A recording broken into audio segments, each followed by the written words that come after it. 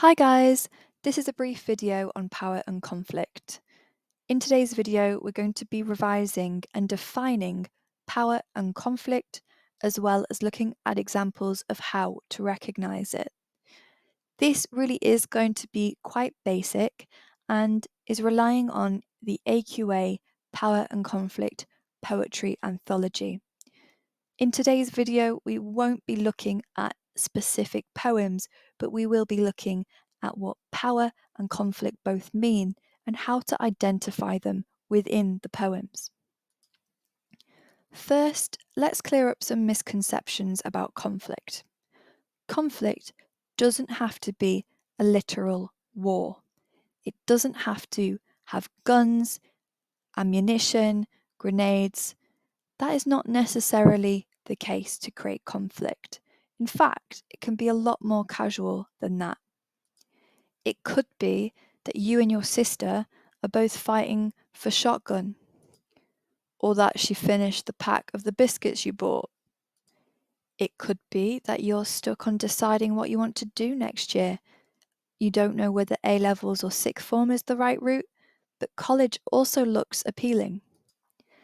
Now let's take a look at how we can define conflict and what that looks like in literature. Conflict can be defined as when two different ideas, interests, or forces collide. This could be a storm versus the people, poor people versus the government, a soldier versus the enemy, or a person against themselves. Maybe it's when someone wants to be somewhere, but they're not there yet. So, what are the different types in literature then? So, we can have a person versus a different person, so two common enemies, a person against themselves, a person against the government, person versus their environment, a person versus nature or people, people versus time, and people versus death. So, let's get a little bit more specific as to what this might look like in your poems. Here we have a diagram which may help you answer and reveal what kind of conflict is captured in the poem. Is the voice confused about the choice that they have to make? An example of this might be Kamikaze, where the pilot is driving on a suicide mission towards the common enemy. They have to sacrifice their life for their country, and this is causing them extreme inner conflict. Should they turn the plane around? Should they escape? Should they live a long life and not die on this day? Or should they die for their country? They are in a state of inner conflict as well as literal conflict. Another really simple question, which will help identify whether there is a conflict, is the voice where they want to be?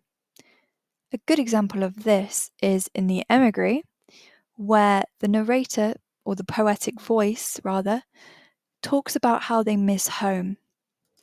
They have a sense of nostalgia for their country, but they cannot go back because it is war-torn. The poem suggests that this person is in a state of conflict because they miss home and they wish they could go back, but they are not and they cannot. So if somebody is experiencing nostalgia, then they could be experiencing inner conflict. Also, aspects like indecision, guilt, these also contribute to a feeling of inner conflict. Another good question might be, is the voice describing a place or city negatively? A great example of this is London, where the poetic voice describes London to be full of people with mind-forged manacles and marked with woe. This represents how the people are trapped in a place that they don't want to be, and therefore they are suffering and they are in an environmental conflict. The same could be said about the voice who is walking around London and not enjoying his experience. He would rather be somewhere else. There are two main poems that stand out to me about weather and the theme of really harsh and unforgiving weather. Number one, Storm of the Island, Number 2, exposure. Both of these poems are about a conflict with nature because it's about how man or people experience and endure harsh weather and how they have to survive the conditions of the weather. In exposure, he is in the trenches and exposed to so many different elements like the cold wind, the mud, all of which are things that can be harmful and, if not protected properly against, can pose risk to health.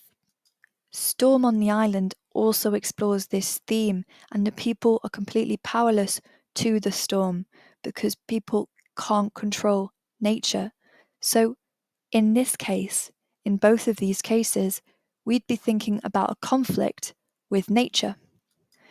If there are a group of people who are suffering or presented to be suffering, such as the people of London, then that also points us in the direction of a societal conflict where the people's interests aren't protected by the people who are responsible for them. So that way we would identify it as a social inequality and societal conflict. Now we're going to take a look at some examples you might be more familiar with in films. So in the recent film Gladiator, we have Marcus Statius, I don't know if I've said the last name right, conflicted about his destiny and about betraying or reinstating his royal blood on the throne of Greece. So there's so many different inner conflicts going on here. This would be a massive inner conflict about whether or not to go through with this plan. And then we've got Tom Hanks in Castaway. So initially, he had a very bad conflict with nature, and his whole conflict is survival. So he's constantly exposed to harsh elements and surviving. But ultimately, it is his mind that he is conflicting with and that he has to stay in control of. And unfortunately, isn't always control of because he takes a football and turns it into his friend. Another really great movie example of psychological conflict, which we haven't quite mentioned, is Shutter Island. And this depicts Leonardo DiCaprio as he works out what is real and what isn't in a very crazy psychological thriller. I can't really tell you too much more. I don't want to spoil this movie. Great, so now we've got conflict down, that's half of it. Let's have a look at power. What is power? Power is the capacity or ability to direct or influence the behaviour of others or the course of events. I would also argue power is being able to control and influence your own behaviours as well. So being in control of yourself, but being in control or being able to influence other people. What is familiar to us, speaking on behalf of Great Britain, but a lot of Western societies, is we follow a social hierarchy. And whether or not it looks like this, the majority of societies do. Even the most rural tribes have people that they look up to with more power.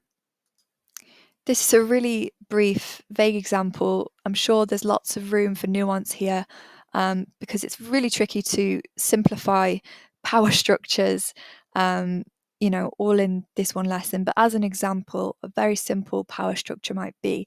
What we're thinking about as well is sort of agency, kind of rights. Do they have to make their own choices? Can they make their own choices? Or is someone making their choices for them? So things like a pet, really they don't have much of a say. They are reliant on being fed, walked, taken care of, and having their needs met. There's nothing that a pet could do if they were being neglected or if somebody with power wasn't looking after them. So they are dependent. And the bottom of the triangle are people who are dependent, or groups that are dependent on the higher arc of the chain, or can be sort of dictated to by the following the higher chain. So whilst a child doesn't really have great control of a pet, If a child wanted to, they could pick up a pet. They could be a bit cheeky, they could stroke it, they could play with it, they could tease it, and the pet might not like that. The child could do that. But then responsible for a child are people like parents, teachers, caregivers, relatives, and the child has to answer and be responsible to the parent, the teacher, and people who sort of steer them in the right direction and look after them. Some schools enforce things like detentions, which punish a child for forgetting homework in order to sort of teach organisation. And then parents take it upon themselves to discipline their child how they choose. So some parents ground their child, and this is taking away their liberties or certain amenities that can only be provided through the parent, teacher, caregiver, or relative. However, parent, teacher, caregiver, and relative do have to answer to people above them, such as the council and the police. So, if a parent isn't putting their child in school, then the council are certainly going to be on their back asking for a good reason why, and there could be legal implications of that. So you can't just do what you want as a parent with your child, you have to be supporting them and doing the right thing. The same goes for if a parent is not looking after their child or a teacher is not looking after their student. So the council can get involved. There are laws that can get enforced, and of course, in really extreme situations, the police. All of these people have to answer to the police and follow the law as well. And that goes on and on and on. And that goes up to the government, but it doesn't sort of stay at the government. You then have sort of more powerful groups, more powerful governments. The media are really influential. And then European law. So continents follow certain laws or human rights laws that are above the country and above the government. So in Joey King's most recent movie, I don't know if it's the most recent movie, but certainly not too long ago, she starred in a movie called Uglies, and this is about a group of people or a society set far in the future who are not conventionally attractive, and on their 16th birthday have to get surgery to make themselves more physically attractive.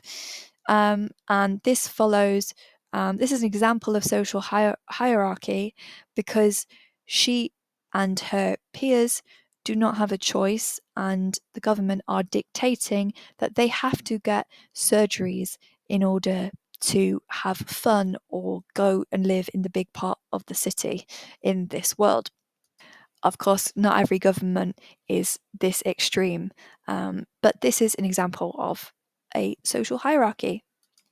You may notice I've not included monarchies because the sort of influence and power of monarchies are kind of they differ across the globe, and they're just not in this demo. But of course, they're another group and institution that have influence in the hierarchy of many countries.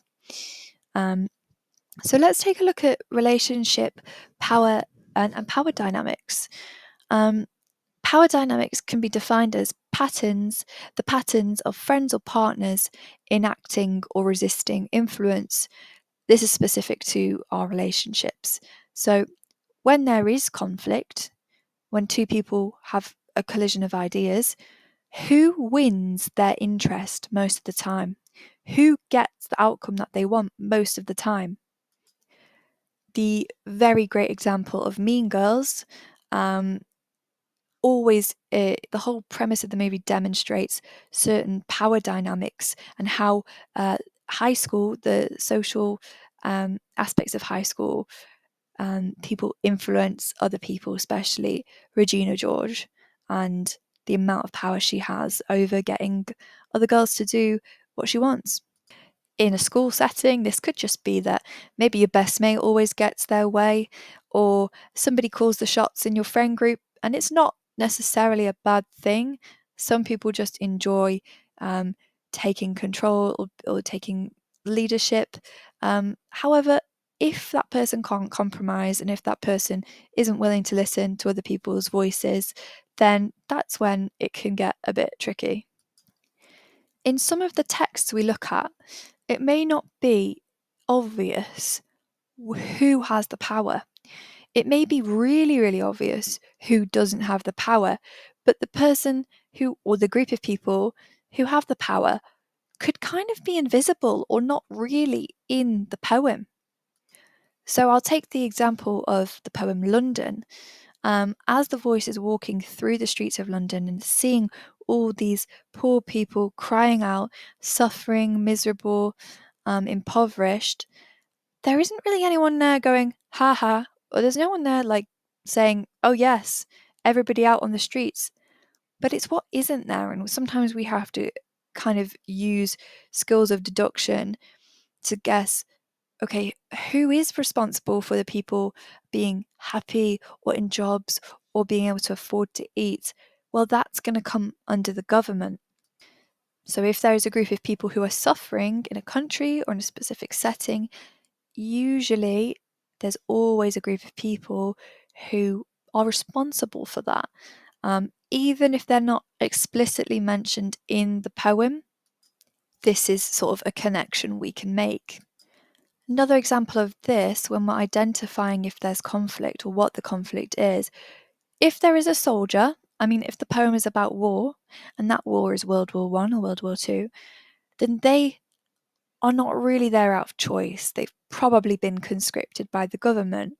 Maybe they signed up, but they probably weren't informed about how or exactly what it was going to be like. So those soldiers are answering to an invisible power, and that would be the people who were conscripting the soldiers and forcing them to go and fight. In this case, Winston Churchill, but the poem Kamikaze doesn't really mention the government, the Japanese government, forcing the pilot to do this mission.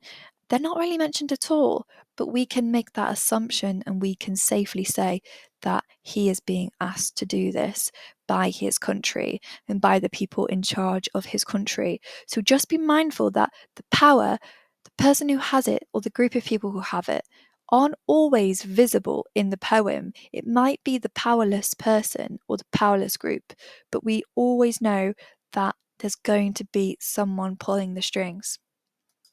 So similarly to the conflict diagram, here is a diagram about power dynamics. So questions to think about when you're reading the poem. Does the voice seem to have control over their life and their decisions? Are they in the place that they want to be? If they're on a battlefield, probably not. If they're in a plane about to crash it, probably not. Even the person that misses their home in the emigre, she's probably not where she wants to be. The person who's walking around London and hearing everybody cry and suffer, probably not where they'd rather be. So if they had a choice, would they be there? And a lot of the time you might find that answer's no. And if that answer's no, then the voice is powerless and disempowered, and they are being controlled by something or someone. Your job is to think about who that might be, but talk about how that power is shown through evidence. Another question, does the voice seem to have control of another person or object of a person? So in literature, objects of people always represent people. So My Last Duchess, the Duke has a painting of the Duchess that he covers and hides behind a curtain. So therefore, even though she's not actually there because she's in a painting, we can still say he has power and control over the person because it is a representation of that person. And therefore, the voice is powerful and they are controlling someone or something else. Strange question, but not so strange at the same time. What I want to use as an example for this question, when I say, does the voice's control get stronger, weaker, or stay the same? Great example, Ozymandias. So he is a statue of a former imagined dictator or emperor, and his statue begins to crumble. So throughout the poem, we can see that that's perhaps an allegory of his power weakening as the statue's breaking, and also the way that his words, Ozymandias, King of Kings, the inscription that stood next to the statue, is there, but actually the reality of it is the person who is at the statue, likely just sort of a tourist on their holiday, really has the power there, because they do not have to kiss the feet of the great dictator. They can simply take a photo and move on to their all-inclusive breakfast. Considering mood and tone is also super important, and just to simplify things, is the poetic voice having a good or a bad experience? Because this is going to help you decide if they have power in their situation. If they're having a good experience, then things are kind of going their way for them, and they're not really in a position of powerlessness. How, as well, does the poet suggest this? Does the poetic voice explicitly say, this is the worst day of my life, or something along those lines, but a little bit more poetic? Or is it more suggested? So in London, he's seeing all these people who are crying. He doesn't say, oh, I'm having a bad day. He doesn't say, oh, this is terrible. But he sees all these people who are crying, and we have to try and think, what would we feel if we were in his position? Would we be too happy about that? So yeah, I have just noticed I have some examples of this in the poem.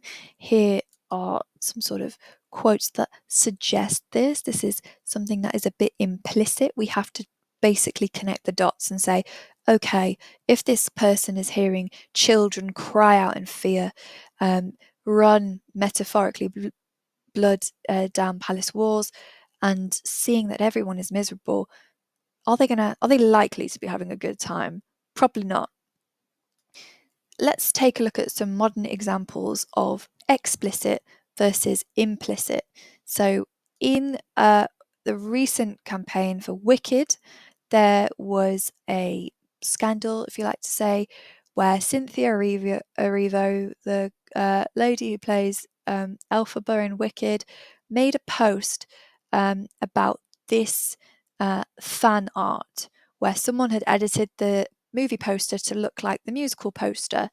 Of course, you may want to have a read for yourself, but she basically says, this is the wildest, most offensive thing I have seen. This is awful, da da da da da. She's not happy, basically. And we know that because she's telling us, she's directly telling us, this is horrible, I don't like this. So that is explicit. Then Gary Lineker suggests his dream Steve Cooper replacement at Leicester. This is just kind of dancing around it, not really coming out and saying it, but maybe suggesting it. There's a difference between implying something and explicitly saying something. Can that become a quote? Can what you say be quoted as exactly what you're saying? Or is there a bit of room for misinterpretation? I'll wrap it up with this. This may have to be a two-parter because I'm just looking at how much time we have. And kinetic and static are another really amazing features to analyze your poem with, or kind of contextualize the conflict and the power. So in London, the poet is walking around, the poetic voice is walking about, so it picks up and starts in a different location. He's moving throughout the poem, and this could be described as kinetic, whereas My Last Touches is static and the setting stays the same. I will be doing another video on close analysis because I don't feel like this fits right into this one, but I really hope that I have wrapped up and made crystal clear power and conflict and how we can identify them in the anthology. So thanks for sticking with me this lesson. I hope you've enjoyed it, and feel free to check out other videos that could be of some use to you.